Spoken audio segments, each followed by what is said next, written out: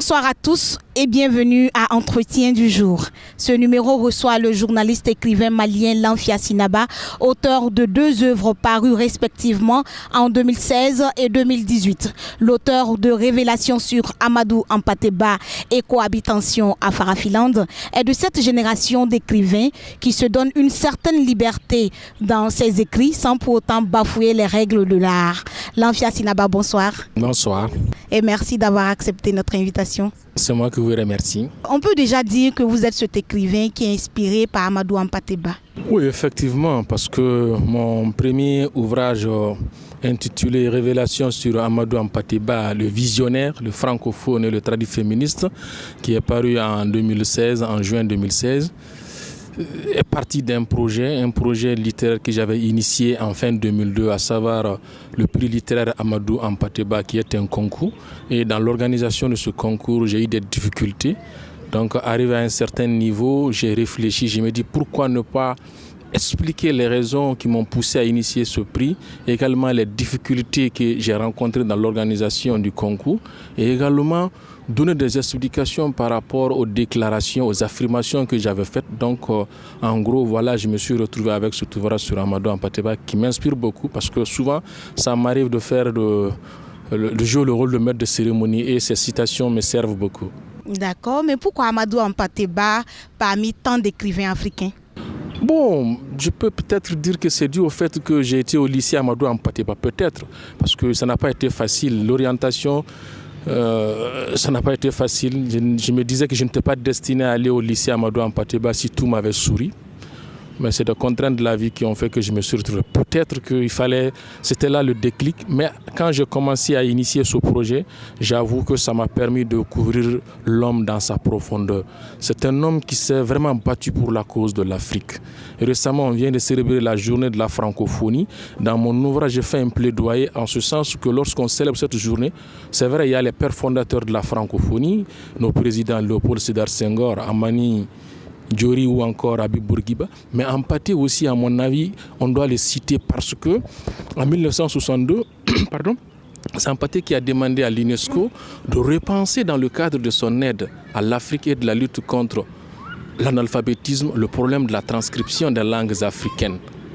Et quand il a demandé cela, d'aucuns lui ont répondu avec sourire quel profit l'Europe pourrait tirer de l'Afrique, comme pour dire qu'il a été brocardé. Mais le plus important, c'est qu'il s'est battu, il a été patient.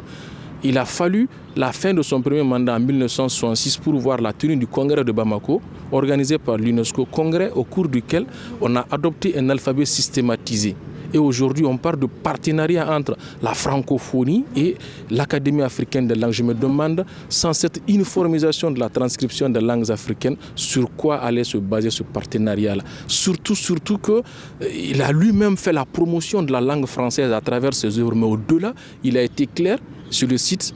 Je me suis battu afin que toute l'Afrique disposât d'un alphabet systématisé. Cependant, mon intention n'est nullement d'aller à l'encontre de l'usage culturel et politique de la langue française. Mieux, je souhaite de tout cœur un succès et une longévité à la francophonie. C'est dire quelque part que c'est un véritable acteur aussi de la francophonie. Malheureusement, il n'y a pas eu cette volonté politique qui a accompagné l'initiative que j'avais prise par rapport à l'élaboration de cet ouvrage-là. Après Révélations sur Amadou Hampâté-Bâ paru en 2016, on le disait tantôt, il y a eu en 2018 Cohabitation à Farafiland. On n'a pas l'habitude d'entendre ces titres-là. C'est quoi Cohabitation et à Farafiland? Expliquez-nous un peu. Cohabitation comme pour dire l'attention dans la cohabitation. Et Farafiland comme Faramfi qui veut dire la peau noire, land comme terre en anglais, donc pays des hommes noirs ou encore terre des hommes noirs. L'ensemble du récit de l'ouvrage se passe dans un pays imaginaire qui est Farafiland, mais au-delà de Farafiland, on parle aussi d'autres similitudes d'autres pays africains qui se retrouvent, mais l'essentiel se passe à Farafiland. Et cette cohabitation, il faut le dire, la tension en question est née d'une réunion avortée des gays et lesbiennes. La réunion n'a pas eu lieu et malgré que la réunion n'a pas eu lieu, le fait qu'on a su qu'une réunion des homosexuels allait se tenir à Farafiland, ça a provoqué des tollés et des téboïs. Mais cette tension aussi née de la réunion avortée fait suite également à une autre tension qui est liée à la mauvaise gestion des ressources de l'État, à la mauvaise redistribution des ressources naturelles, à la malgouvernance. La mauvaise redistribution des ressources naturelles par l'élite, accumulée par l'élite qui s'en est accaparée. Donc ça a suscité d'autres tensions. Cohabitation à Farafiland, vous parlez d'un pays imaginaire. Pourtant, quand on parcourt cette œuvre que j'ai eu le plaisir de parcourir, par exemple à la page 75, j'ai été interpellée quand vous parlez d'une certaine tension qui existe entre les chefs religieux et le président de Farafiland. C'est le cas aujourd'hui au Mali. Est-ce que Farafiland dont vous parlez, c'est le Mali? À ce niveau, on pourrait dire que c'est le Mali, mais il y a certains passages, c'est vraiment d'autres pays de la sous-région. Mais à ce niveau, ça colle bien à l'actualité malienne aujourd'hui, quand on sait qu'il y a vraiment un véritable problème entre le président malien et les chefs religieux. Pas tous, il y en a qui sont de son côté, mais pas d'autres sont dans le sens opposé. Mais en le disant dans ce passage-là, je le précisais, quand ça n'allait pas, c'est aux chefs religieux, aux chefs coutumiers qu'on faisait appel. C'était une sorte de dernier rempart. Mais malheureusement, ces derniers temps, à Farafiland, on constate que ces religieux-là aussi ont pris position, pour des hommes politiques. Ils sont d'un camp ou d'un autre, ce qui est très très dangereux. C'est un précédent dangereux dans la mesure où la quasi-totalité, pas tous, la majeure vraiment de ces religieux-là, la plupart de ces religieux ne sont plus éligibles lorsqu'on veut parler de négociation, lorsqu'on veut parler d'apaiser la tension. Or, ils avaient ce rôle traditionnel qui était vraiment le sien. Malheureusement, tel n'est plus le cas. Aujourd'hui, c'est très difficile de faire intervenir certains religieux pour pouvoir calmer la situation. Et c'est dommage. Au-delà des mots de nos différentes sociétés africaines, les mots que nous connaissons dans nos différentes sociétés, vous magnifiez aussi la femme. Oui, effectivement, il y a des femmes qui sont vraiment mises en valeur. Quand je prends par exemple le cas de la belle et ravissante Samira. Il y a Rama aussi. Il y a Rama également, la ravissante Rama à qui on a refusé d'être l'épouse du jeune Sirakatou. C'est un personnage clé aussi de l'ouvrage parce que lui, on estime que c'est un jeune guerrier qui ne mérite pas d'être l'époux de la belle et ravissante et noble Rama. Mais Samira aussi, elle a aussi une particularité parce que dans l'ouvrage, parmi les gens qui sont contestateurs, les plus virulents, il y a un imam. Et Samira va à la rencontre de cet imam-là parce qu'à l'approche d'un examen, elle va solliciter son secours, son soutien afin qu'elle puisse passer. Mais malheur à elle parce qu'elle va tomber sur un véritable pervers. Je dois m'empresser de lui dire qu'en réalité, cet imam n'en est pas un. C'est un imam qui se sert de la religion, qui se sert de l'islam. Comme beaucoup au Mali aujourd'hui, dans beaucoup de pays. Donc il se sert de l'islam. Et quand elle va à la rencontre de ce monsieur-là, il va l'enceinter. Voilà la belle et ravissante Samira qui a vraiment de très beaux yeux clairs. Clairs comme s'ils sont imbibés, imprégnés dans du lait frais de vache, nourris d'herbes fraîches, des pâturages abondants des Maasai. C'est dire vraiment la qualité de ses yeux. Et là aussi des seins très bien bombés, bien arrondis. Et là aussi des fesses, on va dire que c'est un peu grossier, mais qui sont finement grosses.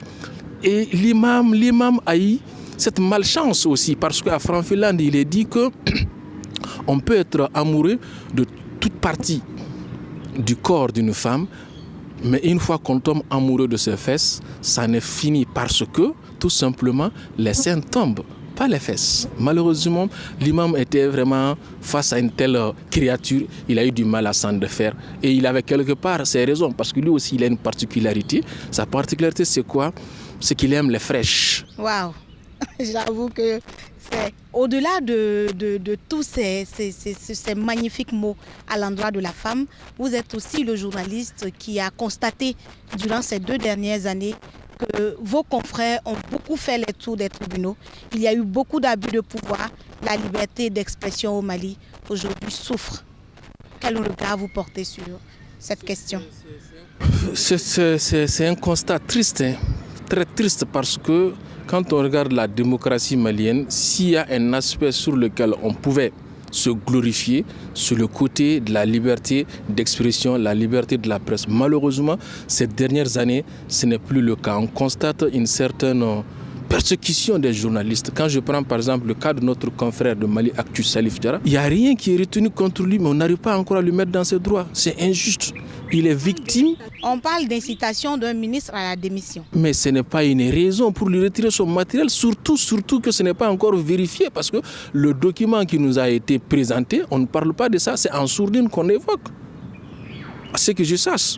Même si tel était le cas, je pense qu'on devait laisser la justice faire son travail au lieu de le piétiner. C'est injuste. Or, Dieu n'aime pas l'injustice. Malheureusement, un des gros problèmes au Mali, c'est qu'il y a trop d'injustice. C'est pas bon.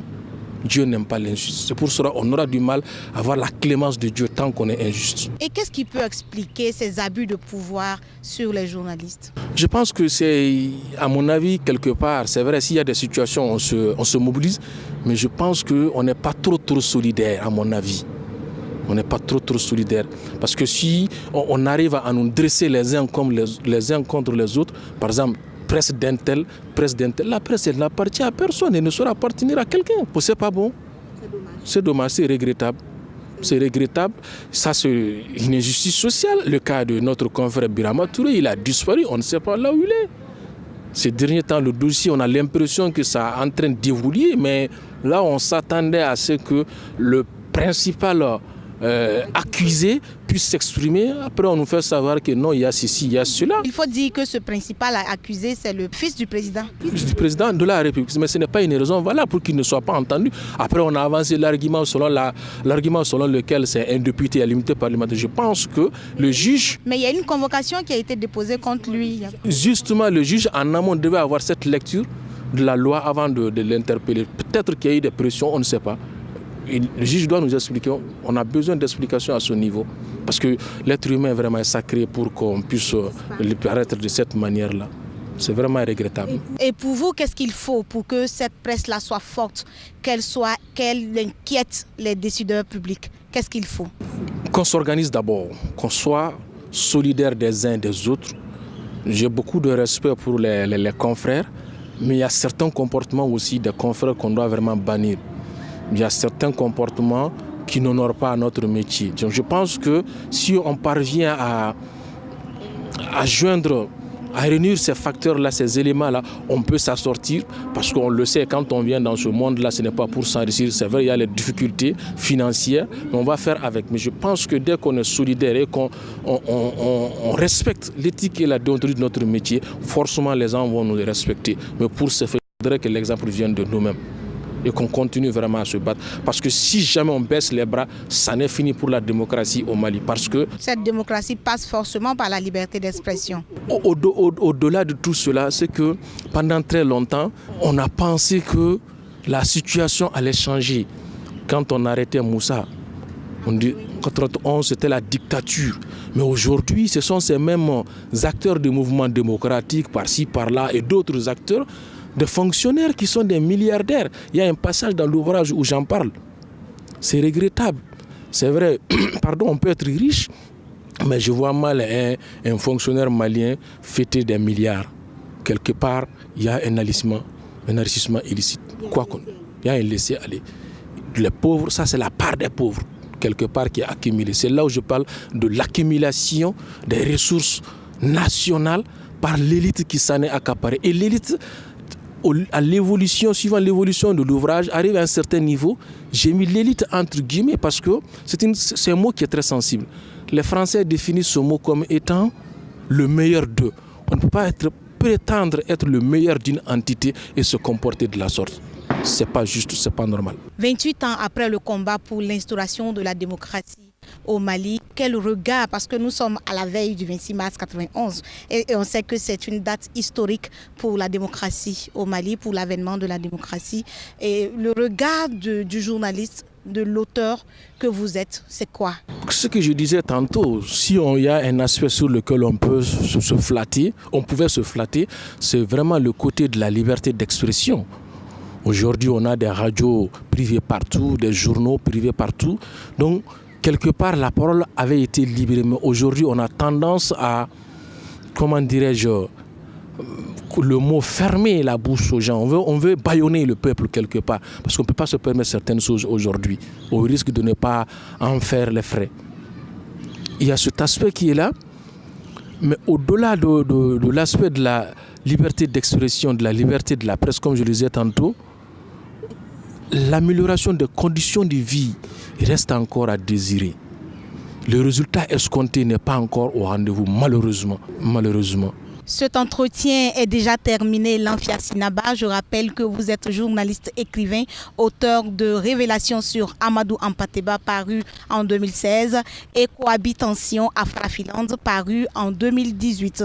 Lamphia, merci d'être passé sur ce plateau. C'est moi qui vous remercie. Ce remerciement, je le dis quand même dans la mesure où je me demande en âme et conscience si ce remerciement serait exprimé exactement à la gratuité du service. Mais néanmoins, merci, Albarka. Merci et à très bientôt, on va dire. Chers téléspectateurs, c'est la fin de cet entretien. Merci de nous avoir suivis et bonne suite des programmes sur Sika et sur www.sikatv.info. Bonsoir.